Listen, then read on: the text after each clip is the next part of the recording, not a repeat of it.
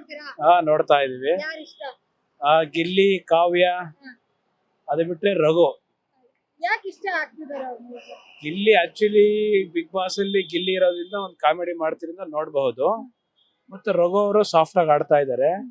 ಮತ್ತೆ ಕಾವ್ಯ ಅವರು ಏನಪ್ಪಾ ಅಂತ ಹೇಳಿದ್ರೆ ಇವ್ರು ಗಿಲ್ಲಿ ಅವರು ಸ್ವಲ್ಪ ಒಂದು ಏನೋ ಒಂದು ಫ್ರೆಂಡ್ಲಿ ಟೈಪ್ ಅಥವಾ ಲವ್ ಮಾಡೋ ಮೂಮೆಂಟ್ ಆ ರೀತಿಲಿ ಹೋಗ್ತಾ ಇದ್ದಾರೆ. ಮತ್ತೆ ಅಶ್ವಿನಿನೂ ಸಹ ನೋಡ್ತಾ ಇದೀವಿ. ಅಶ್ವಿನಿ ಯಾಕೆ ಅಂತ ಹೇಳಿದ್ರೆ ಇದರಲ್ಲಿ ಸ್ವಲ್ಪ ಒಂದ್ ರೀತಿಲಿ ವಿಲನ್ ಅಂತ ಹೇಳ್ಬೋದು. ವಿಲನ್ ಅಂದ್ರೆ ತಪ್ಪಾಗತ್ತೆ, ಯಾಕೆಂದ್ರೆ ಏನ್ ಹೇಳಿದ್ರು ಅವರು ಅಷ್ಟು ರೆಸ್ಪಾನ್ಸ್ ಮಾಡಲ್ಲ. ಒಂದು ದುರಹಂಕಾರಿ ಒಂದು ನೇಚರ್ ಅವ್ರದ್ದು ಅಶ್ವಿನಿ ಅವ್ರದ್ದು. ಬಟ್ ಹೆಣ್ಮಕ್ಳಾಗ್ಬಿಟ್ಟು ಅವ್ರು ಅಷ್ಟಾಗಿ ಮಾಡಬಾರ್ದು ಅಷ್ಟ್ ಹೇಳೋದು ನಾವು. ಯಾರೇ ಏನ್ ಹೇಳಿದ್ರು ಒಂದು ಸಾಫ್ಟ್ ಆಗಿ ಮಾತಾಡ್ಬೇಕು ಅವ್ರು. ಯಾರು ಗೆಲ್ಬೇಕು? ಗಿಲ್ಲಿನೇ, ಯಾಕೆಂದ್ರೆ ಒಂದು ಶ್ರಮಜೀವಿ, ಒಬ್ಬ ಬಡವ ಅನ್ನೋಂತ ಕಾರಣಕ್ಕೆ ಹೇಳ್ತಾ ಇದೀವಿ. ಮತ್ ಬಡವ ಅನ್ನೋದಕ್ಕಿನ್ನ ಒಂದು ಟ್ಯಾಲೆಂಟ್ ಇದೆ ಅವರಲ್ಲಿ. ಬಟ್ ಒಬ್ರನ್ನ ಎಲ್ಲೋ ಒಂದ್ ಕಡೆ ಕಾಮಿಡಿ ಮಾಡುವಾಗ ಹರ್ಟ್ ಮಾಡೋದು ಕೂಡ ತಪ್ಪಲ್ವಾ ಸರ್? ಅಲ್ಲ, ಹರ್ಟ್ ಮಾಡೋದು ಸಹಜ. ಹರ್ಟ್ ಆಗಿದೆ, ಹರ್ಟ್ ಅಂತಾನೆ ಹೇಳೋದು ನಾವೂನು. ಯಾರೇ ಆಗ್ಲಿ, ರಘು ಆಗಿರ್ಬಹುದು, ಮತ್ತೆ ಕಾವ್ಯ ಆಗ್ಬಹುದು, ಅಶ್ವಿನಿ, ಯಾರಿಗೆ ಹರ್ಟ್ ಮಾಡೋದು ಸಹಜ. ಅದು ಹರ್ಟೇ. ಅದು ಹರ್ಟ್ ಯಾರಿಗೂ ಮಾಡಬಾರದು. ಹರ್ಟೇ ಅದು.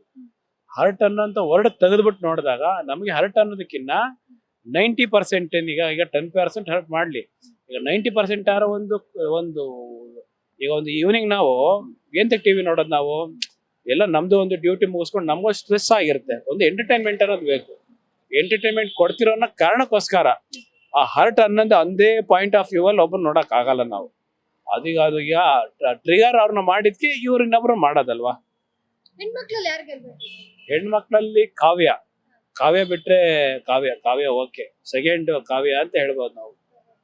ಯಾರು ಸ್ಟೇಜ್ ಮೇಲೆ ಇರ್ತಾರೆ ಸುದೀಪ್ ಸರ್ ಜೊತೆಗೆ? ಸುದೀಪ್ ಸರ್ ಜೊತೆ ಗಿಲ್ಲಿ ಮತ್ತೆ ರಘು ಸರ್ ಇರಬಹುದು ಅಂತ ನಮ್ಮ ಗೆಸ್ ಅಷ್ಟೇ. ಸರಿ, ಗಿಲ್ಲಿಯಿಂದ ಕಾವ್ಯನ, ಕಾವ್ಯದಿಂದ ಗಿಲ್ಲಿನ?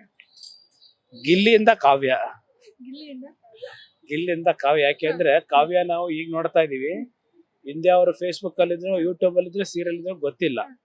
ಯಾಕೆಂದ್ರೆ ಗಿಲ್ಲಿ ಅವ್ರದ್ದು ಡೇ 1 ಇಂದ ಯಾವ್ದು ಫೇಸ್ಬುಕ್ ಅಲ್ಲ, ಯೂಟ್ಯೂಬ್ ಅಲ್ಲ, ಕೆಲವೊಂದು ಏನೇನೋ ಮಾಡ್ಕೊಂಡು ಬಂದ್ರು. ಕೆಲವೊಂದು ಚಾನಲ್ಸ್ ಅಲ್ಲೆಲ್ಲ ಕಾಮಿಡಿ ಮಾಡ್ಕೊಂಡು ಬಂದ್ರು, ಬಹಳಷ್ಟು ಚೆನ್ನಾಗಿ ಮಾಡ್ಕೊಂಡು ಬಂದ್ರು. ಅಲ್ಲಿಂದ ಅವರು ಲೈಕ್ ಆಗಿದ್ದಾರೆ. ಎಲ್ಲ ಒಂದ್ ಕಡೆ ರಕ್ಷಿತ್ ಅವರು ಬರ್ತಾ ಗಿಲ್ಲಿ ಅವ್ರ ಜೊತೆ ಕ್ಲೋಸ್ ಆಗ್ತಿದ್ದಾರೆ. ಅದು ಗೆಲ್ಲೋದಕ್ಕೋಸ್ಕರನ ಅಥವಾ ನಿಜವಾಗ್ಲೂ ಫ್ರೆಂಡ್ಶಿಪ್ ಇದೆಯಾ?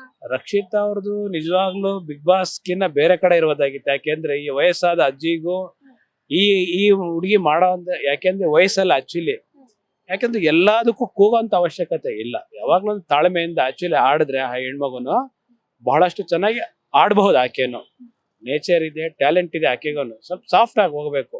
ಎಲ್ಲ ವಿಷಯಕ್ಕೆ ಟ್ರಿಗರ್ ಆಗೋಂತ ಅವಶ್ಯಕತೆ ಆಕೆಯಿಂದ ಹಿರಿಯರು ಆ ಒಂದು ಬಿಗ್ ಬಾಸ್ ಅಲ್ಲಿ ರಘುವ್ರು ಇದ್ದಾರೆ, ಅವ್ರದ್ದು ನೋಡ್ಬೇಕು. ಯಾಕೆ ಅಂತ ಹೇಳಿದ್ರೆ ಇವತ್ತು ನಾವೇನ್ ಮಾಡ್ತಾ ಇದೀವಿ, ನಮ್ಗಿನ್ನ ದೊಡ್ಡವ್ರು ಯಾರ್ಯಾರಿದ್ದಾರೆ, ಚಿಕ್ಕವ್ರು ಯಾರಿದ್ದಾರೆ, ಅವ್ರದ್ದು ನೋಡ್ಕೊಂಡು ನಾವು ಫಾಲೋ ಅಪ್ ಮಾಡ್ಬೇಕು. ಧ್ರುವಂತವ್ರಿಗೆ ಗೆಲ್ಲೋ ಅರ್ಹತೆ ಇದೆ ಅಂತ ಅನ್ಸುತ್ತೆ. ಧ್ರುವಂತವ್ರಾಗ್ಲಿ, ಅಶ್ವಿನಿ ಅವರಾಗ್ಲಿ ಬಟ್ ಡಬಲ್ ಗೇಮ್ ಆಟ ಆಡ್ತಾ ಇದಾರೆ ಇಷ್ಟೇ, ಇನ್ನೇನಿಲ್ಲ. ಬಟ್ ಓಪನ್ ಅಪ್ ಆಗ್ತಾ ಇಲ್ಲ ಇಲ್ಲಿ. ಆ ರೀತಿಲಿ ಆಡ್ತಾ ಇದಾರೆ ಅವರು. ಯಾಕೆಂದ್ರೆ ಸೀಕ್ರೆಟ್ ರೂಮ್ ಅಲ್ಲಿ ಬಿಟ್ಟಾಗ ಧ್ರುವಂತ ನೋಡಿದೀವಿ, ರಕ್ಷಿತ್ ಅವ್ರನ್ನ ನೋಡಿದೀವಿ. ರಕ್ಷಿತ್ ಅವ್ರು ಓಪನ್ ಅಪ್ ಆದ್ರು, ಬಟ್ ಧ್ರುವಂತವ್ರು ಓಪನ್ ಅಪ್ ಆಗ್ಲಿಲ್ಲ ಅಂತ ಹೇಳ್ತೀವಿ. Thank you so much sir.